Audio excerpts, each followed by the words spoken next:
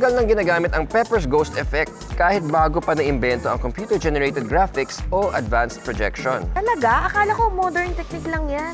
Hindi, ginagamit na yan sa mga lumang stage plays at pelikula at hanggang ngayon ginagamit pa rin. Lalo na sa mga horror houses, sa amusement parks at sa museums na may interactive displays.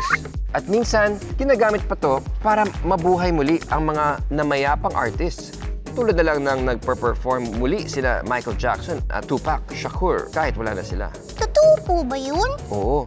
Gumamit sila ng computer graphics, projectors, at syempre yung classic na Pepper's Ghost trick para magmukhang kasama sila sa stage ng mga live performers. At may mas modern version pa. Gumamit na sila ng 4 na panels at 4 na projected images para makagawa ng parang 3D hologram effect.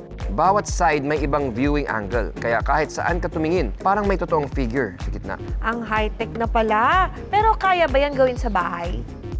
Actually, oo. Mas simpleng version nga lang. Kailangan lang ng laptop, projector at isang sheet ng plexiglass. Yun lang po? Oo, itutok mo lang ang projection sa plexiglass. Hinaan mo ang ilaw sa paligid at ayun. Astig! Multo effect gamit lang ang science at konting ilaw. I believe!